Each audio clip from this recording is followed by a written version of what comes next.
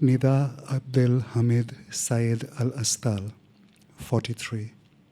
Ola Tawfiq Abdul Qadir Al-Astal, 41. Sodfa Suleiman Uthman Al-Astal, 39. Hussein Ahmed Omar Al-Astal, 38.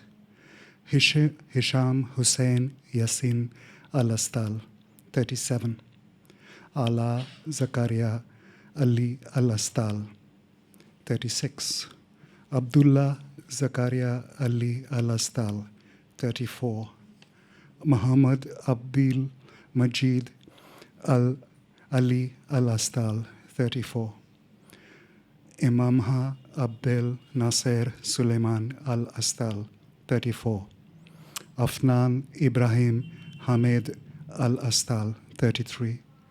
Muhammad Amin Ahmed Al-Astal, 33.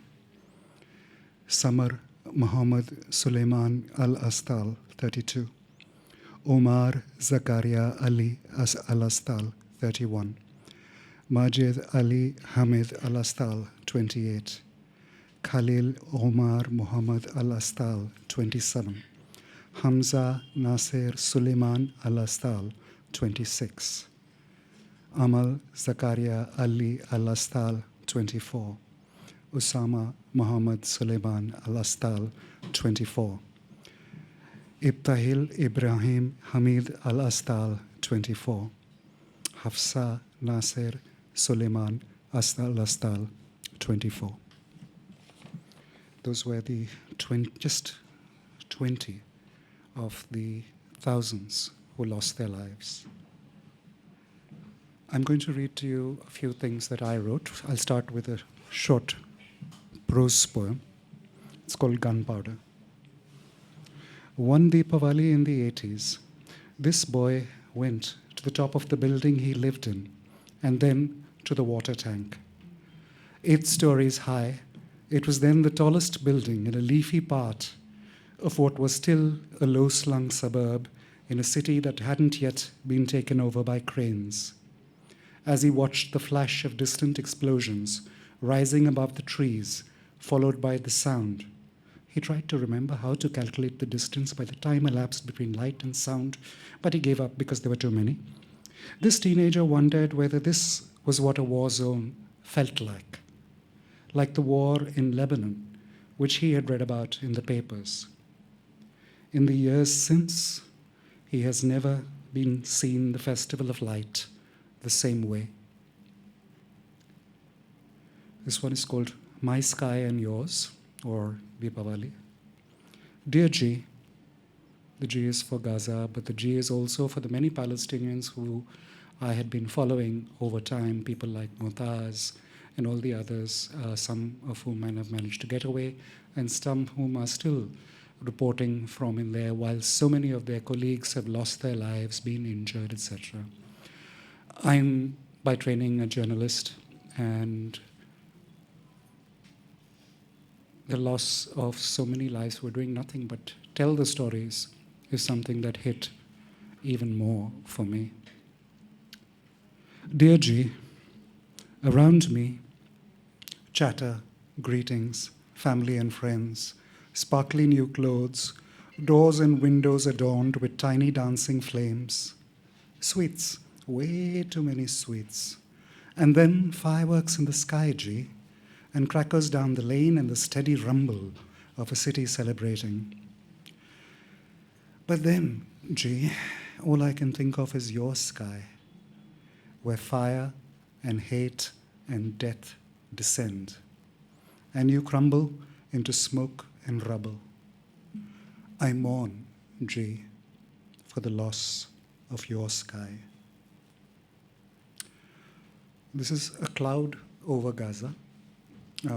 You would know that every time the Israelis were going to warn people to get out, they were dropping leaflets over those areas, and it was like a storm of leaflets descending.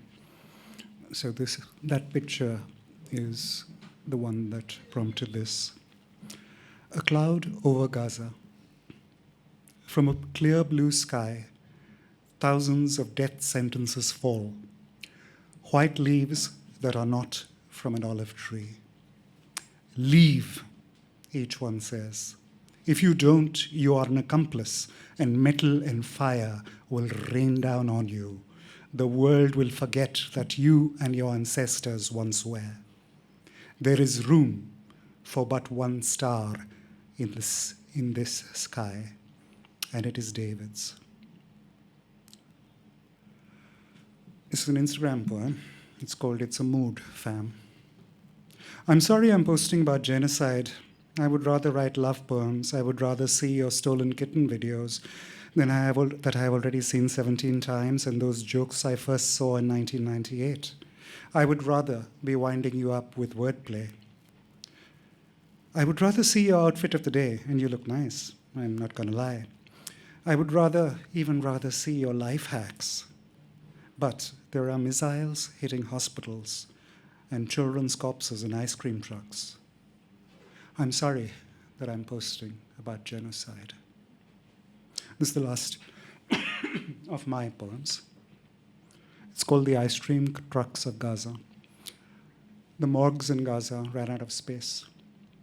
So the bodies of children were being stored in ice cream trucks, which were with their motors running, so that they would not decompose until their parents could claim them.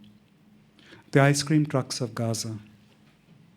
The ice cream trucks of Gaza still run, which is to say, their engines turn over in parking lots. You see, there isn't room enough in the morgues, so parents line up to claim their children from the ice cream trucks of Gaza. I also have a bunch of Palestinian poems, but I don't know how I'm doing for time, because, Abish? All right. It's a very short poem on politics and poetry by Marwan Makhul. In order for me to write poetry that isn't political, I must listen to the birds. And in order to hear the birds, the warplanes must be silent. This is a poem that has gone around the world. It was written a few years ago, but it was the last poem this poet put on his Instagram before he was killed. You will recognize the name if you've been following what's happening in Gaza. If I must die, Refat al-Harir. If I must die, you must live. To tell my story, to sell my things, to buy a piece of cloth and some strings, make it white with a long tail, so that a child somewhere in Gaza, while looking heaven in the eye, awaiting his dad who left in a blaze and bid no one farewell, not even to his flesh, not even to himself, sees the kite, my kite, you made flying up above, and thinks for a moment, an angel is here, bringing back love. If I must die, let it bring hope. Let it be a tale.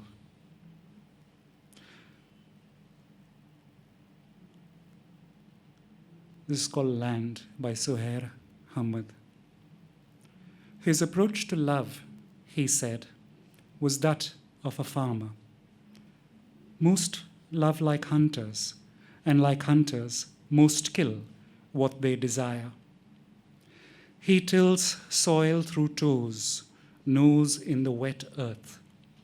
He waits, prays to the gods, and slowly harvests, ever thankful. I'll read you one more by Khaled Juma. It's called O Rascal Children of Gaza. O rascal children of Gaza, you who constantly disturbed me with your screams under my window, you who filled every morning with rush and chaos, you who broke my vase and stole the lonely flower on my balcony, come back and scream as you want, and break all the vases, steal all the flowers, come back. Just come back. Thank you.